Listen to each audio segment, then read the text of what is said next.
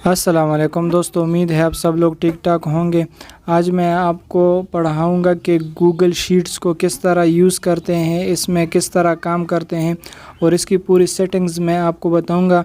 मगर इससे पहले वीडियो में मैंने आपको पढ़ाया था कि गूगल ड्राइव को sign in and sign out किस तरह करना है। फिर मैंने आपको पूरे गूगल ड्राइव की फुल रिव्यू पढ़ाई थी। अगर वो वीडियोस आपने नहीं देखी, उसके बाद मैंने जो है आपको गूगल डॉक्स के बारे में बताया था।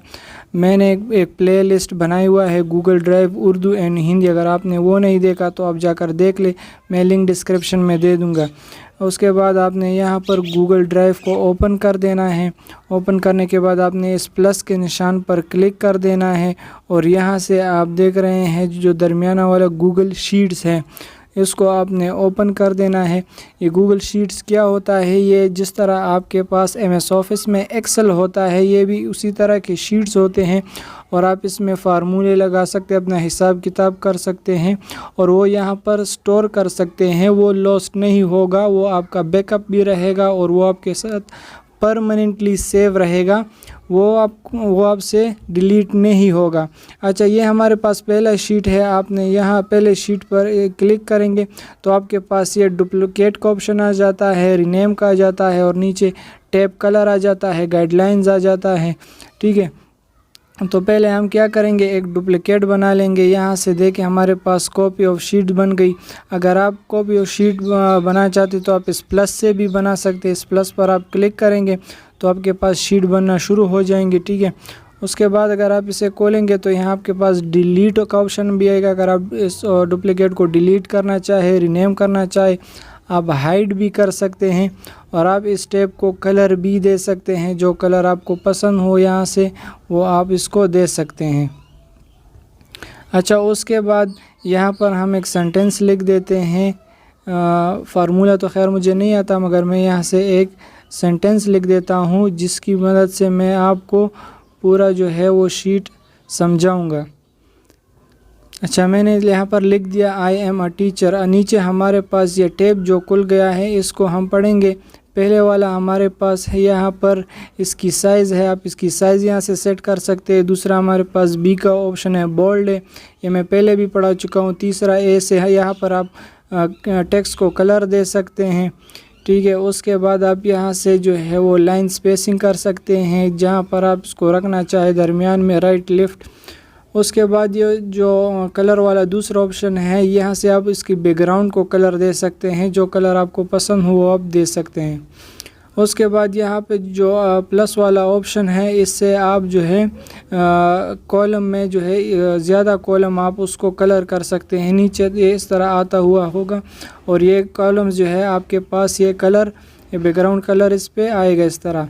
उसके बाद ये जो लास्ट वाला ऑप्शन है, ये आपके पास रो को कलर करेगा। इस तरफ राइट की तरफ ये जाएगा और इसको कलर करता रहेगा। अच्छा, उसके बाद हमारे पास ऊपर जो 3 डॉट्स है, इसको हम क्लिक करते हैं और यहाँ पहला हमारे पास फाइंड एंड रिप्लेस है। ये मैंने पहले भी आपको बताया था। अगर कोई वर्ड आपको ढूंढना है और इसको आपने रिप्लेस करना है तो आप यहाँ से कर सकते हैं। ठीक है, यहाँ पर मैंने टीचर लिख दिया। ये देख रहे हैं आपको कि हमारे पास 1 वर्ड है टीचर का, वो आपको यहाँ फाइंड करके इसने दे दिया है। ठीक है, वो पिछली वीडियो में मैंने पढ़ाया था, ये बहुत ही आसान है और वह यहाँ से आप रिप्लेस भी कर सकते हैं अगर करना चाहे। बाकी इसके बाद है एक्सप्लोर पर आप क्लिक करेंगे तो यहाँ पर अगर आपके पास कुछ और डेटा पड़ा हुआ है मोबाइल में, वो आप यहाँ से ला सकते हैं और इसमें ऐड कर सकते हैं, अपनी शीट में ऐड कर सकते हैं। ठीक है, और यहाँ से सेल्स भी ज़्यादा कर सकते हैं अपने स्प्रेडशीट में।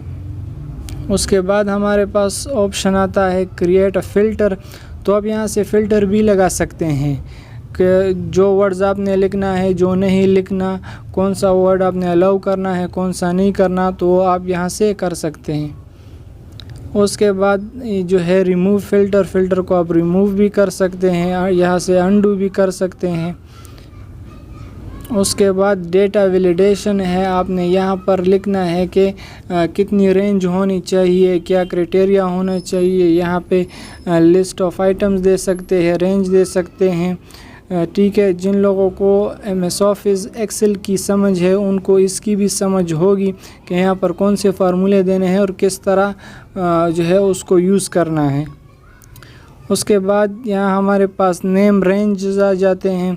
यहाँ पर आप no name range in this document, अगर आप रेंजेस देना चाहते हैं कि ये इस नाम का एक डॉक्यूमेंट बनेगा या ज़्यादा बनेगा तो वो भी आप यहाँ से कर सकते हैं। उसके बाद यहाँ पर शेयर एंड एक्सपोर्ट है, ये मैं पहले ही आपको जो है उस वीडियो में पढ़ा चुका हूँ। अगर आप इस शीट को शेयर करना चाहते हैं, किसी बंदे को, किसी ग्रुप को आप शेयर करना चाहते हैं तो शेयर कर सकते हैं।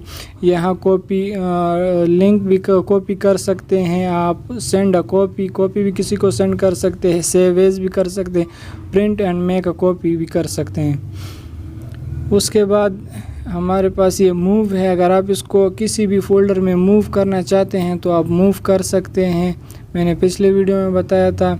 उसके बाद जो है हमारे पास अवेलेबल ऑफलाइन, अगर ये आपके पास ऑन रहेगा तो अगर आपके पास इंटरनेट का कनेक्शन भी नहीं होगा तब भी आप इसको देख सकेंगे, और अगर आप इसको ऑफ़ कर दें तो अगर आपके पास इंटरनेट का कनेक्शन नहीं होगा तो आप इस शीट को नहीं देख पाएंगे फिर।